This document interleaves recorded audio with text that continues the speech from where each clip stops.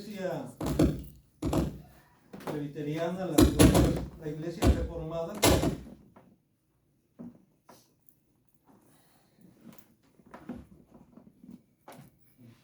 sí, bueno, ¿se escucha? Ok, bien. La iglesia reformada también se ha caracterizado por tratar de apegarse lo más posible a las escrituras. De hecho, uno de los solos de la reforma es solo la escritura, solo a Dios la gloria, ¿verdad? Solo Cristo, y también solo por gracia y solo por fe. Dentro de esto de solo la escritura, encontramos que la escritura nos marca que 40 días después de la muerte y resurrección de Jesús, Él ascendió a los cielos. Durante 40 días Jesús estuvo buscando a sus discípulos, teniendo comunión con ellos, hasta que fue alzado arriba, como leímos ahí en Hechos capítulo 1. Y precisamente de eso es que hoy quiero hablarles acerca de la importancia de la ascensión de Jesús. Y aquí quiero aclarar algo porque dentro de lo que es la Iglesia Católica Romana, ellos también celebran no solamente la ascensión de Jesús, sino también la asunción de María. Y debo decir que la ascensión de Jesús fue un evento, fue un hecho, mientras que la asunción de María es solamente un dogma que fue establecido por el Papa Pío XII el 1 de noviembre de 1950. En 1950 el Papa Pío XII declaró como dogma oficial de la Iglesia Católica Romana la asunción de María. ¿Qué quiere decir esto? Que ellos consideran que María subió al cielo en cuerpo y alma. Es lo que ellos declaran en este dogma, lo cual no hay base bíblica, no hay fundamento bíblico, es solamente algo de la tradición. Sin embargo, cuando hablamos de la ascensión de Jesús, es cuando Él asciende al cielo. Y como dije antes, esto ocurrió 40 días después de su muerte y resurrección. Si Dios nos permite, el próximo domingo estaremos hablando sobre el día de Pentecostés, sobre el derramamiento del Espíritu Santo sobre la iglesia. Pero hoy vamos a concretarnos hablar acerca de la ascensión de Jesús, la importancia que tiene la ascensión de Jesús. ¿Por qué es importante? Primero, porque volvió al lugar de donde había venido. ¿De dónde había venido? Del cielo. Nadie más descendió del cielo, solamente Él. Y por eso era necesario que Él volviese al cielo. Ya leímos ahí en Hechos 1, del 6 al 11. Dice que después de estar con sus discípulos, después de darles mandamientos, después de decirles que no se fueran de Jerusalén, que esperaran la promesa, porque iban a recibir poder cuando haya venido sobre vosotros el Espíritu Santo. Dice, y me seréis testigos en Jerusalén, en toda Judea, en Samaria y hasta lo último de la tierra. Y ellos esperaron la promesa y se cumplió, por supuesto. Jesús mismo ya había declarado esto de que era necesario que Él ascendiese al cielo, porque Él había descendido del cielo. Y esto de que había descendido del cielo lo encontramos ahí en Juan capítulo 6. Voy a pedir que por favor ustedes también vayan corroborando las citas bíblicas que yo voy mencionando. En Juan capítulo 6, versículo 38, dice San Juan capítulo 6, versículo 38, porque he descendido del cielo, no para hacer mi voluntad, sino la voluntad del que me envió. Y ahí mismo en el versículo 50 y 51 de este mismo capítulo 6 de San Juan dice, este es el pan que desciende del cielo, para que el que de él come no muera. Yo soy el pan vivo que descendió del cielo. Si alguno comiere de este pan, vivirá para siempre, y el pan que yo daré es mi carne, la cual yo daré por la vida del mundo. Así es que aquí vemos como él mismo dice que descendió del cielo. Él es el único que ha descendido del cielo, es él. Ahora, vemos también que el que ascendiera al cielo era de suma importancia, porque es el testimonio del Padre de que su Hijo, Jesucristo, había cumplido con la obra redentora. Dice en Juan 17, volviendo ahí, en Juan 17 ahora, versículos 4 y 5. Dice, yo te he glorificado en la tierra. Este pasaje de Juan 17 es conocido como la oración sacerdotal de Jesús. La oración intercesora de Jesús por su iglesia, por sus discípulos. Y aquí él está hablándole a su Padre y le está diciendo, ahora pues, Padre, glorifícame tú al lado tuyo con aquella gloria que tuve contigo antes que el mundo fuese. He manifestado tu nombre a los hombres que del mundo me diste. Tuyos son y me los diste y han guardado tu palabra. Nuevamente el versículo 5. Ahora pues, Padre, glorifícame al lado tuyo con aquella gloria que tuve contigo antes que el mundo fuese. El Padre, al levantar a su Hijo a su diestra, está dando testimonio el Padre de que su Hijo había cumplido aquella obra para lo cual lo había enviado. También de esa manera Jesucristo iba a recibir la honra y la gloria que le pertenecían ya de antemano, ya desde antes, desde un principio, como dice ahí. Jesucristo ya existía, como dice en Juan 1:1. En el principio era el Verbo, y el Verbo era con Dios, y el Verbo era Dios. Dios con mayúsculas, no un Dios, sino Dios. Y más adelante dice que y aquel Verbo se hizo carne. ¿Quién se hizo carne? Cristo. Y vimos su gloria, gloria como del unigénito del Padre, lleno de gracia y de verdad. Así es que el Padre está dando testimonio acerca de su Hijo al levantarlo de entre los muertos, pero también al levantarlo hasta su diestra, hasta al lado de él, no abajo de él, no arriba de él, al lado de él. Jesús dice, glorifícame al lado tuyo, con aquella gloria que tuve contigo antes que el mundo fuese. O sea, antes de que él se humillara a sí mismo, como dice en Filipenses 2, antes de que él voluntariamente se despojara de sí mismo, tomando forma de siervo, hecho semejante a los hombres. También, hermanos, era importante que él ascendiese a los cielos, porque de esa manera iba a ser un testimonio en contra de sus enemigos. ¿Por qué digo esto? Porque no lo aceptaban.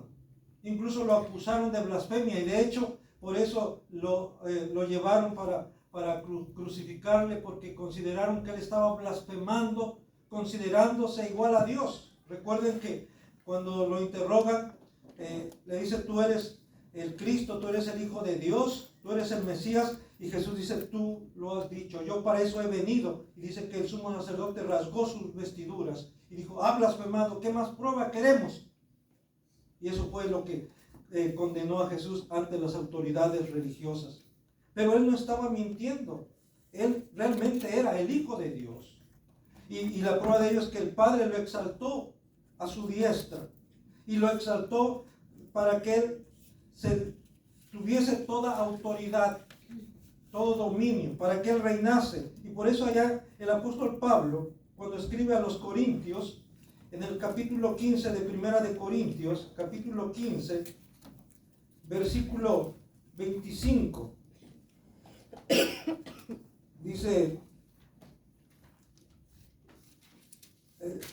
Primera de Corintios 15, 25, porque preciso es que él reine, hablando de Jesús, que él reine hasta que haya puesto a todos sus enemigos debajo de sus pies. Y el postrer enemigo que será destruido es la muerte. Era necesario entonces que él fuese levantado. Por eso el apóstol Pedro, cuando se dirige ahí a los que estaban reunidos escuchando su sermón en Hechos, dice que sepa pues ciertísimamente toda la casa de Israel. Se está dirigiendo a los israelitas, a aquellos que pidieron la muerte de Cristo, aquellos que dijeron crucifícale, crucifícale. Le está diciendo, sepan ustedes que ese Jesús a quien ustedes crucificaron, Dios lo ha hecho ¿qué? Señor y Cristo. Lo ha exaltado a su diestra. Lo ha hecho Señor y Cristo. Así es que la exaltación de Jesús, la ascensión de Jesús es un testimonio en contra de sus enemigos, de aquellos que no lo aceptaron, de aquellos que no lo reconocieron como Señor y Salvador, como Mesías. También es importante la ascensión de Jesús porque era necesario que recibiese honra y gloria como el Dios hombre que es. Vamos a buscar allá en Filipenses capítulo 2. Ya mencionaba yo hace un momento este pasaje, que es un pasaje clásico, por decirlo así, conocido como un pasaje en donde se pone de manifiesto la humillación y la exaltación de Cristo. En Filipenses capítulo 2. Y dice en Filipenses capítulo 2, versículos 5 al 11, aquí ya habla acerca de la exaltación de Cristo. Antes ha hablado acerca de su humillación. Y dice en Filipenses capítulo 2, versículo 5, voy a leer desde el 5 hasta el 11.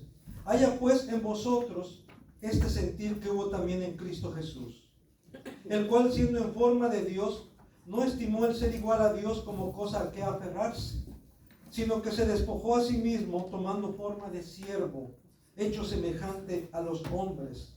Y estando en la condición de hombre, se humilló a sí mismo, haciéndose obediente hasta la muerte y muerte de cruz. Hasta ahí está el estado de humillación, de autohumillación de Jesús. Él se humilló a sí mismo, dice. Pero luego, del versículo 9, por lo cual, o sea, por este hecho de que Jesús se haya humillado a sí mismo, por este hecho, por lo cual Dios también lo exaltó hasta lo sumo y le dio un nombre que es sobre todo nombre, para que en el nombre de Jesús se doble toda rodilla de los que están en los cielos y en la tierra y debajo de la tierra, y toda lengua confiese que Jesucristo es el Señor, para gloria de Dios Padre. Jesucristo es el Señor. Él está sentado a la diestra del Padre en las alturas, y se le ha dado toda autoridad, tanto en el cielo, en la tierra y aún debajo de la tierra. Y dice el apóstol Pablo a los Corintios en el capítulo 15, versículo 25, es necesario que Él reine hasta que todos sus enemigos sean puestos bajo sus pies. Y el postrer enemigo que va a ser destruido es la muerte. Él tiene toda autoridad. Era necesario entonces que Él ascendiese a los cielos, a donde Él ha pertenecido siempre, a donde Él ha estado siempre a la diestra del Padre, compartiendo la gloria, la majestad juntamente con el Padre. Y esto se pone de manifiesto también allá en 1 Timoteo 3:16. Dice, grande es el misterio de la piedad. Indiscutiblemente, dice el apóstol Pablo, escribiendo a Timoteo en el capítulo 3, versículo 16, e indiscutiblemente grande es el misterio de la piedad. Dios fue manifestado en carne. Dios, otra vez, Dios, no con minúsculas, no un Dios, sino Dios mismo fue manifestado en carne, justificado en el Espíritu, visto de los ángeles, predicado a los gentiles, creído en el mundo y recibido arriba en gloria. Recibido arriba en gloria. Qué importante era entonces que Jesús, el Mesías, el Cristo, recibiese toda honra y toda gloria como el Dios hombre. Ahora está allá en la presencia al lado del Padre como Dios hombre. Amén. Con ese cuerpo que Él tomó, esa naturaleza humana que Él tomó, y ahí está. a la diestra del Padre, en representación de todos los redimidos. Por eso no es necesario que alguien más esté ahí con el Padre, solamente Cristo, el Dios hombre. Por eso dice Timoteo, ¿verdad? Que solamente hay un solo mediador. Pablo a Timoteo, que solamente hay un solo mediador entre Dios y los hombres. ¿Quién? Jesucristo, hombre. No hay nadie más. Ningún mediador aparte, ninguna mediadora aparte. Solamente un solo mediador entre Dios y los hombres. Jesucristo, hombre. Él está a la diestra del Padre. El Dios hombre, Jesucristo, está a la diestra del trono de Dios. Era necesario también que Cristo ascendiese. ¿Para qué? Para que enviara al Espíritu Santo. Dice en San Juan capítulo 16, vamos a volver un poquito a los evangelios. En San Juan capítulo 16, versículos 5 al 7. San Juan 16, versículos 5 al 7. Dice: pero ahora voy al que me envió. Es Cristo quien está hablando. Y ninguno de vosotros me pregunta: ¿a dónde vas? Antes, porque os he dicho estas cosas, tristeza ha llenado vuestro corazón. Pero yo os digo la verdad. Os conviene que yo me vaya, dice el Señor Jesús. Les conviene, le está diciendo a sus discípulos, les conviene que yo me vaya. Porque si no me fuese, el Consolador no vendría a vosotros. Pues si me fuere, os lo enviaré. Y cuando Él venga, convencerá al mundo de pecado, de justicia y de juicio. Dice el Señor Jesús, le está diciendo a sus discípulos, nos está diciendo a nosotros que era conveniente que Él se fuese, porque era la única manera en que Él iba a enviar el Espíritu Santo, el Espíritu de verdad, y lo envió, por supuesto, el día de Pentecostés. También era necesario que Cristo ascendiese para derramar dones sobre su iglesia. Sí, derramó el Espíritu Santo. Hay solamente un Pentecostés. No hay muchos Pentecosteses. Uno solo. 50 días después de la muerte y resurrección de Jesús, Él envía su Espíritu Santo sobre su iglesia. Pero Él continúa derramando dones. Derramó dones el día de Pentecostés y sigue derramando dones sobre su iglesia por medio de su Espíritu Santo. Y eso lo encontramos allá en Efesios capítulo 4. Por favor, busquen Efesios capítulo 4, versículos 7 al 12. Dice Efesios 4, del 7 al 12. Dice: pero a cada uno de nosotros fue dada la gracia conforme a la medida del don de Cristo. Aquí quiero detenerme un poquito. Dice: a cada uno de nosotros fue dada la gracia. No dice conforme a mi fe. No. Muchos piensan que han recibido dones gracias a su fe, gracias a su consagración. Y entonces la causa de esos dones sería el hombre. Pero se dan cuenta que no es el hombre, sino la causa de esos dones es la gracia de Dios. Leo otra vez Efesios 4, 7. Pero a cada uno de nosotros fue dada la gracia conforme a la medida del don de Cristo. Conforme a la medida del don de Cristo. Conforme Dios ha querido, porque Él es soberano. Amén. Dice el versículo 8. Por lo cual dice: subiendo a lo alto, llevó cautiva la cautividad. Qué tremendo es esto. Jesús llevó cautiva la cautividad. La cautividad que cautiva fue cautivada por Cristo. Esto quiere decir que Él tiene toda autoridad aún sobre la cautividad, aún sobre la muerte, aún sobre el infierno mismo. Sí, Él tiene autoridad en los infiernos también. Porque no hay nada que escape a su autoridad, a su dominio. Subiendo a lo alto, llevó cautiva la cautividad y dio dones a los hombres. Y eso de que subió, ¿qué es? Sino que también había descendido primero a las partes más bajas de la tierra. el que descendió es el mismo que también subió por encima de todos los cielos. ¿Para qué? Para llenarlo todo.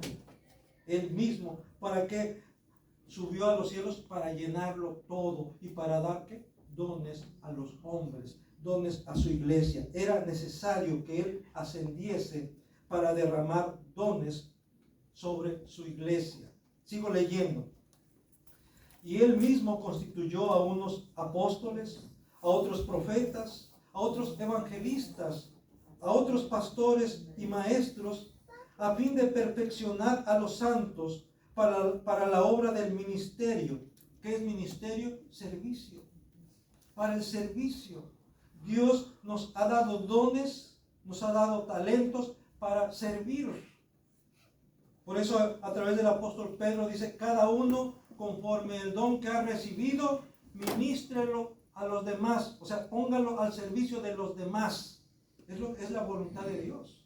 Que tenemos que poner nuestros dones al servicio de los demás. Para eso fueron dados por Cristo por medio de su Espíritu Santo.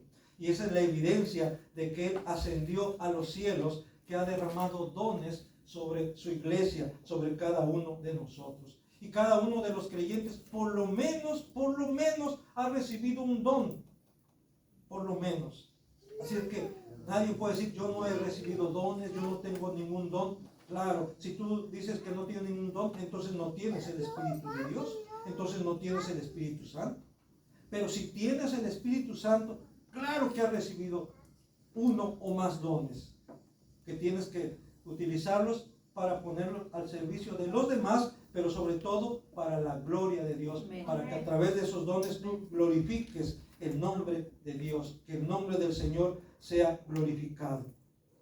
Era necesario que Cristo ascendiese a los cielos para prepararnos un lugar en el cielo.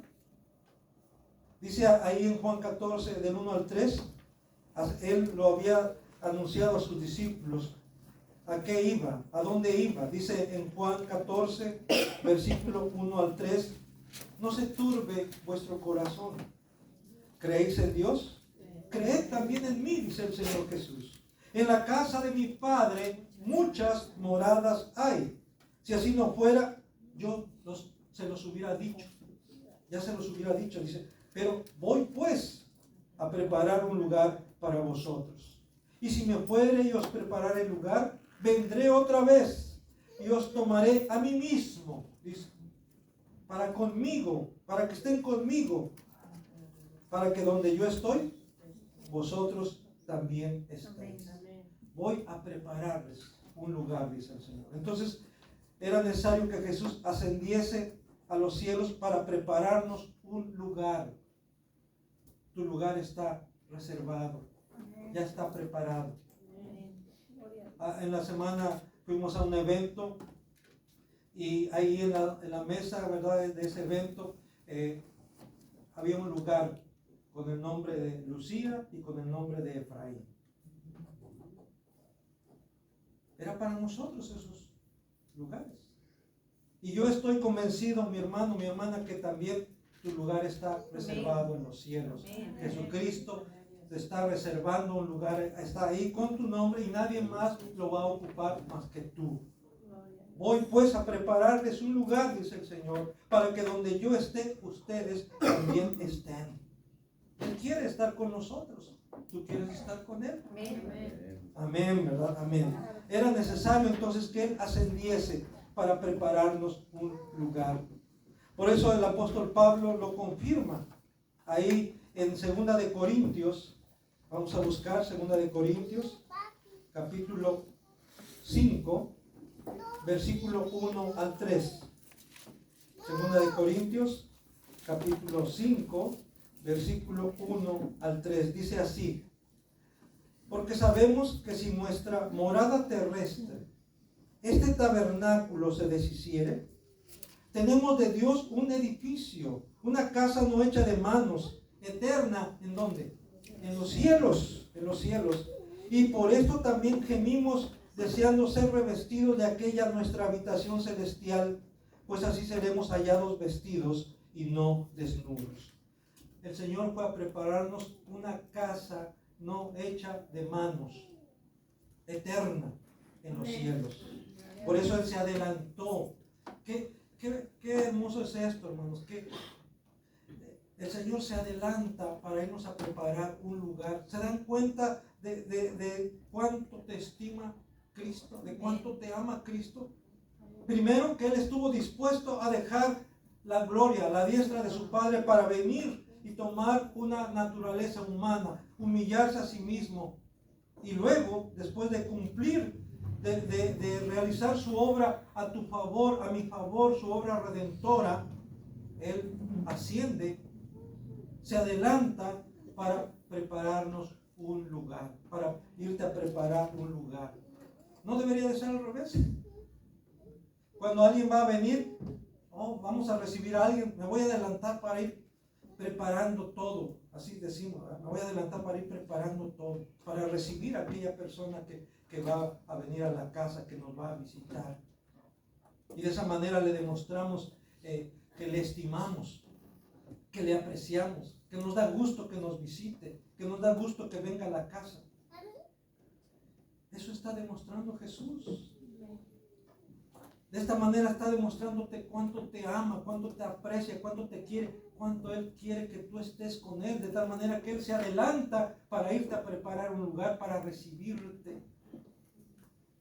Yo les decía el otro día cuando predicaba acerca del apedreamiento de Esteban, dice que veo, en este caso Esteban veía a Jesús de pie. Regularmente uno lo ve o se imagina uno, por la Biblia dice que está sentado a la diestra de Dios. Pero en esa ocasión Esteban ve a Jesús de pie. ¿Y qué significa esto? Yo lo entiendo así, que Jesús estaba ya a la expectativa, esperando a su siervo. Por eso le dijo: Señor Jesús, no le tomes en cuenta este pecado. Señor Jesús, recibe mi espíritu. Pues sí, Jesús estaba ya a la expectativa para recibir a su siervo Esteban. Yo no sé si cuando tú vayas a partir, el Señor te está esperando de pie, ¿verdad? No sé. Pero seguramente que Él está a la expectativa también para recibirte, porque te ha ido a preparar un lugar para que a donde Él está también tú estés. Por eso era necesario que Él ascendiese a los cielos. También era necesario que Cristo ascendiese para que tengamos un representante ante el Padre, para que la humanidad redimida, para que la humanidad salva tenga un representante ante el Padre. Y yo digo esto, hermanos, porque el hombre ha tratado de alguna manera de colarse allá a la divinidad. Y en ese intento de colarse a la humanidad, de querer nombrar un representante, ha nombrado el hombre, que quede bien claro, el hombre ha tratado de poner a un elemento humano allá. Y por eso han tratado de meter a María allá en la Trinidad. Eso es, hermano. Detrás de eso, de declarar un dogma de la ascensión de María, es eso. Tratar de meter a un elemento humano allá. Pero, hermano, ya tenemos nosotros un representante que es hombre, 100% hombre, pero también es 100% Dios. ¿Quién es? Cristo, el Dios hombre. Amén. No necesitamos más representantes, no necesitamos más mediadores. Con Cristo es suficiente. Por eso entonamos esa alabanza también. ¿Qué dice? La hemos entonado. Jesucristo basta. Jesucristo es suficiente, mis amados hermanos. Dice en Romanos capítulo 8, versículo 34. ¿Qué dice Romanos capítulo 8, versículo 34? Dice así: ¿quién es el que condenará? Cristo es el que murió, más aún el que también resucitó, el que además está a la diestra de Dios, el que también intercede por nosotros. Amén. También ya lo he mencionado en otras ocasiones, hermanos. A la diestra del Padre tenemos un intercesor. Tenemos nuestro sumo pontífice que está intercediendo continuamente delante del Padre por nosotros. Pero además, Él ha enviado su Espíritu Santo a nosotros. Y dice la Escritura que ese Espíritu intercede también en nosotros, por nosotros, con gemidos indecibles. Amén. No necesitamos más intercesores, hermanos. Jesucristo es suficiente. Con Jesucristo basta y sobra. Por eso era necesario que Él ascendiera a los cielos, para que Él, como nuestro representante, nuestro mediador entre Dios y nosotros, esté y está ahí, hermanos, con ese cuerpo, con las marcas de los clavos en sus manos, con la marca de los clavos en sus pies. Ahí está. Y cuando Él venga, hermanos, vendrá con esas marcas. Y eso de que por ahí hay los estigmatizados, yo siempre he dicho, yo creo que eso no es de Dios. Porque el único que tiene las marcas es Cristo. Claro, otros fueron crucificados también, pero murieron. Y cuando ellos, si fueron creyentes y ellos resuciten, ya no tendrán esas marcas. Pero Cristo, por eso dice en Apocalipsis que el Señor viene en las nubes y todo ojo le verá. Y los que le traspasaron, ¿qué? Harán lamentación por Él. ¿Por qué van a hacer lamentación por Él? Porque lo van a reconocer. Y van a darse cuenta que a ese que crucificaron es el Mesías, es el Cristo, es el Rey de Reyes y Señor de Señores.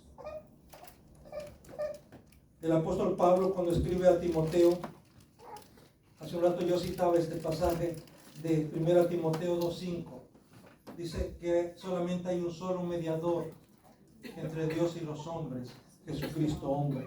Y el autor a los Hebreos, no podía yo pasar por alto lo que dice el autor a los Hebreos en el capítulo 7, carta a los Hebreos, capítulo 7, versículo 25 y 26, dice: por lo cual puede también salvar perpetuamente a los que por Él se acercan a Dios, viviendo siempre para interceder por ellos. Él está, ahora vive para siempre. Sí, murió, fue sepultado, resucitó y fue ascendido a los cielos, y ahora Él vive para siempre. Dice ahí, ¿para qué? Para interceder continuamente por nosotros. Y sigue diciendo: porque tal sumo sacerdote nos convenía, santo, inocente, sin mancha, apartado de los pecadores y hecho más sublime que los cielos. Los cielos, como dice la Escritura, ni siquiera los cielos pueden contener la grandeza de nuestro Dios. Amén. La tierra es el estrado de sus pies, dice Isaías. Y cuando pensamos en esto, hermanos, qué tremendo es que Él haya querido venir a vivir a nuestro corazón. Siendo tan grande, siendo tan sublime, siendo tan glorioso, tan majestuoso, Él ha querido hacer su morada en nosotros, en nuestro corazón. Por eso aquí está diciendo el autor a los Hebreos que ahora Él vive para siempre intercediendo por nosotros continuamente. Y este sumo sacerdote, este sumo pontífice nos convenía, santo, sin mancha, inocente, sin pecado, pero sobre todo eterno. También era necesario que Cristo ascendiera para que así mantuviésemos nosotros nuestra mirada, nuestra atención puesta en los cielos. Porque dice ahí en Colosenses capítulo 3, vamos a ir a Colosenses capítulo 3, versículo 1 al 4. Dice Colosenses capítulo 3, versículo 1 al 4. Si pues habéis resucitado con Cristo, ¿habéis resucitado con Cristo, hermanos? Sí. Así es. Cuando creímos en Cristo, morimos con Cristo y resucitamos con Cristo.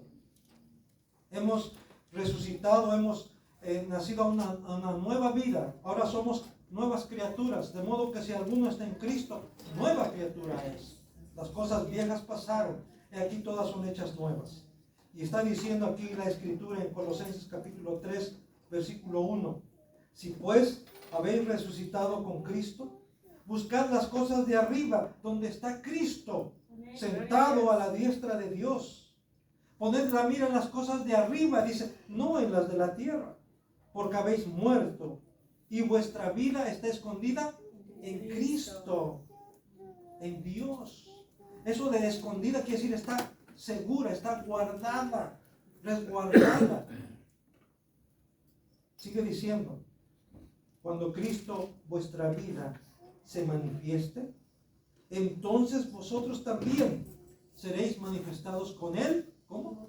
En gloria, ya no en debilidad, ya no en corrupción, ya no en pecaminosidad, sino en gloria. Así como Cristo ahora está en gloria. Así como Cristo ahora está con su cuerpo glorificado. Un día, cuando Él venga, también nosotros seremos glorificados juntamente con Él. Pero dice, si de veras han muerto y resucitado con Cristo, entonces su mirada, ¿dónde debe estar? En las cosas de arriba, en el cielo. Cuando dice, no necesariamente que debemos estar siempre mirando al cielo, ¿no? Sino buscar las cosas de arriba. ¿Y cuáles son las cosas de arriba? Pues las cosas de Dios, la voluntad de Dios. Como dice Mateo 6:33, mas buscad primeramente el reino de Dios y su justicia, y las demás cosas vendrán por añadidura. Las cosas de Dios, las cosas de arriba, donde está Cristo sentado a la diestra de Dios. Por eso era necesario que Él ascendiese. En Hebreos capítulo 12 dice, puesto los ojos en Jesús, el autor y consumador de la fe. ¿Y dónde está Jesús? En los cielos, arriba, no abajo, arriba. Tenemos que mirar arriba, no abajo, arriba. Ahora eso no quiere decir que no tiene que ver con esto de que, como dice por ahí una canción, que para arriba, para abajo casi no voltea, que no más para arriba, ¿verdad? No, sino la idea es que tenemos que estar buscando la voluntad de Dios continuamente. ¿Cuál es la voluntad de Dios para mi vida? Y aquí está, hermanos, en la Escritura. Aquí Él nos habla a través de su palabra. El Espíritu Santo confirma esa palabra en nuestra mente y en nuestro corazón. Por eso también ahí en Filipenses capítulo 3, vamos ahora para reforzar esta declaración, que era necesario que Cristo ascendiera para que así mantuviésemos nuestra mirada puesta en el cielo. Cuando Pablo escribe a los Filipenses, ya escribió a los Colosenses, también escribió a los Filipenses, y dice en el capítulo 3 también, fíjense, capítulo 3 de Filipenses, versículos 20 y 21. Mas nuestra ciudadanía está en los cielos. ¿A dónde está nuestra ciudadanía? En los cielos. Hay quienes han buscado la ciudadanía americana. Está bien. Y vemos como mucha gente va buscando el sueño americano y todas las penurias que pasa buscando el sueño americano. Está bien si lo logran. Pero hermanos, hay algo mucho más grande que el sueño americano. Y es, como dice ahí, nuestra ciudadanía en el reino de los cielos. Eso es lo que deberíamos de buscar. Es lo que la gente debería buscar, su ciudadanía en el reino de los cielos. Por eso dice Pablo a los Filipenses capítulo 3, mas nuestra ciudadanía está en los cielos, de donde también esperamos al Salvador, al Señor Jesucristo. ¿De dónde estamos esperando al Señor? De los cielos. Allá donde Él ya nos ha ido a preparar un lugar. Dice, el cual transformará el cuerpo de la humillación nuestra para que sea semejante al cuerpo de la gloria suya. ¿Se dan cuenta, hermanos?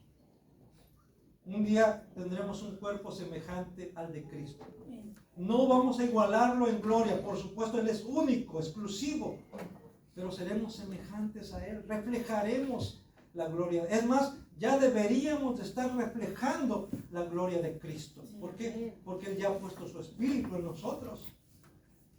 Y entonces ya debería de manifestarse ese Espíritu, esa gloria, esa presencia de Dios en nuestra vida, por medio del fruto del Espíritu. ¿Sí? Cuando usted manifiesta amor, gozo, paz, paciencia, benignidad, bondad, fe, mansedumbre, templanza, usted está manifestando la gloria de Dios. Está manifestando la imagen de Cristo. Eso es. No es que va a salir una aureola ahí arriba o va a estar. No. Es su testimonio, su conducta, su manera de hablar, su manera de actuar. El fruto del Espíritu. Por eso dice aquí, ¿verdad? El cual transformará el cuerpo de la humillación nuestra para que sea semejante al cuerpo de la gloria suya, por el poder con el cual puede también sujetar a Él a sí mismo todas las cosas. Tenemos que, si Él va a sujetar todas las cosas, si todas las cosas están sujetas a Él, hermano, ¿por qué tú y yo no vamos a sujetarnos a Él? Si aún los mismos demonios se le sujetan, entonces ¿por qué tú no te quieres sujetar a Él? Esa es la pregunta. ¿Sí? Los demonios se le sujetan. Aun cuando Jesús estuvo en la tierra, aún los endemoniados venían y se postraban delante de Él. ¿Por qué el hombre no quiere hacerlo? Y hay quienes, es que el hombre tiene libre albedrío. Por eso. Y como Dios no puede forzar a nadie, entonces lo deja a consideración de cada quien. Y como cada quien tiene libre albedrío, simplemente el hombre hace uso de su libre albedrío, ¿verdad? Y no quiere, ¿no? Y nadie lo puede obligar. Sí, aparentemente tienes libre albedrío. Pero ¿qué dice la Escritura? El que practica el pecado, esclavo es del pecado. ¿Dónde está tu libre albedrío entonces? Si eres esclavo del pecado, si eres esclavo de tus pasiones, si eres esclavo de la droga, si eres esclavo del alcohol, si eres esclavo del sexo, si eres esclavo de la pornografía, si eres esclavo, ¿dónde está tu libre albedrío? No eres libre entonces. Por eso dice, y conoceréis la verdad, y la verdad os hará libres. Si el Hijo libertare, seréis verdaderamente libres. El único que puede libertarnos es Jesucristo. Por eso es importante que entendamos lo que la Escritura dice en cuanto a que solamente en Él hay salvación, en Él hay vida eterna, Él es el camino, la verdad y la vida, y nadie puede ir al Padre si no es solamente por Él, por medio de Él. Y quiero terminar este punto leyendo primero de Juan, la primera carta del apóstol Juan, capítulo 3, versículo 2 y 3. Bueno, voy a leer desde el versículo 1. Primera de Juan 3, 1 al 3. Mirad cuál amor nos ha dado el Padre, para que seamos llamados hijos de Dios.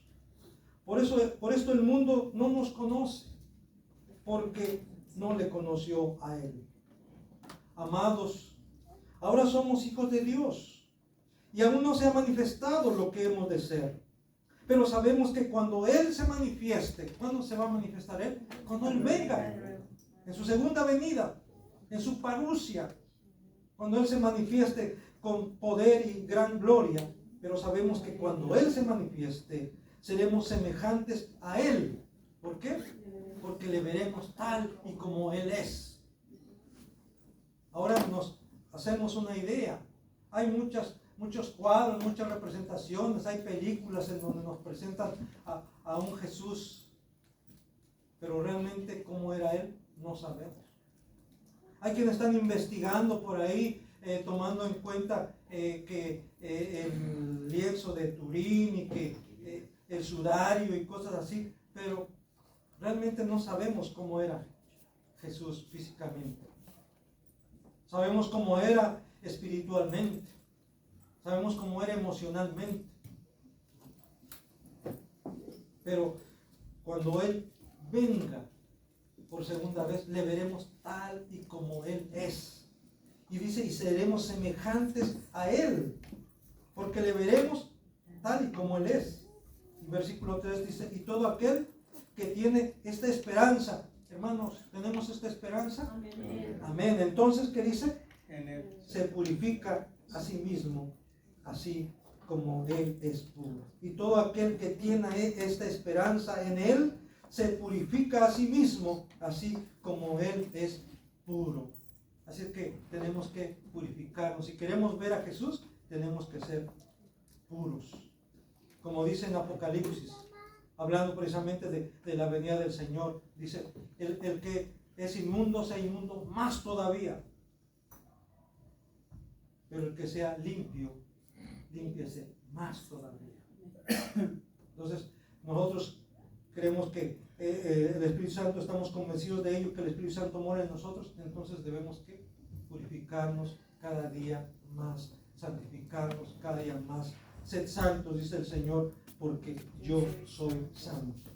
Resumiendo, hermanos, ¿por qué era importante que Jesús ascendiera a los cielos? Porque volvió, de esta manera, Él volvió al lugar de donde había venido. Volvió al cielo, de donde Él había venido. También era importante que Jesús ascendiera, porque de esa manera el Padre dio testimonio acerca de la legitimidad de su Hijo, de que su Hijo había cumplido la obra que Él le había encargado, pero también como un testimonio en contra de sus enemigos, de aquellos que no lo reconocieron.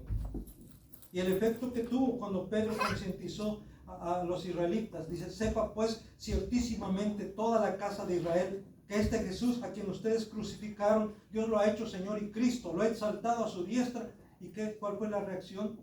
Dice que dijeron, varones hermanos, ¿qué haremos? Y Pedro le dijo, pues arrepiéntanse y bautícense. Y hubo ese arrepentimiento. Y 3,000 y 5,000 se arrepintieron, reconocieron que habían fallado. Ahí está, mientras Dios nos dé vida, mientras Dios nos conceda la oportunidad de escuchar el Evangelio, tenemos que responder. Si oyereis hoy su voz, no endurezcáis vuestro corazón. Porque era necesario que Jesús ascendiera, porque de esa manera el Dios hombre, que es Cristo, el único Dios hombre que es Cristo, recibiera honra, gloria y honor. Porque era necesario que Jesucristo ascendiese a los cielos, porque de esa manera Él enviaría al Espíritu Santo. Y lo hizo, por supuesto que lo hizo. También porque era necesario que Jesús ascendiera a los cielos, para de esa manera derramar dones sobre su iglesia, sobre cada uno de sus hijos y de sus hijas. También era necesario que Cristo ascendiera a los cielos para irnos a preparar un lugar, y lo ha hecho ya. El Señor te ha preparado un lugar. También era necesario que Cristo ascendiera para que de esa manera la humanidad redimida, no toda la humanidad redimida, tuviese un representante ahí, a la diestra del Padre, a la diestra de Dios. Era necesario que Cristo ascendiera a los cielos para que de esa manera su pueblo, su iglesia, nosotros mantengamos nuestra mirada puesta en lo alto, puesta en los cielos, donde está Cristo y en donde también está nuestro lugar que Él nos ha reservado, que Él ha ido a prepararnos. ¿Creemos esto, hermanos? Amén. Amén. Que el Señor nos ayude, pues, a mantener nuestra mirada puesta en el Señor, a ser firmes, a ser fieles hasta cuando Él venga o cuando Él nos llame. Lo que suceda primero, ya sea que Él nos llame o ya sea que Él venga, que podamos ser hallados fieles, porque el que persevere hasta el fin, la que persevere hasta el fin, esa será salva, ese será salvo. Amén.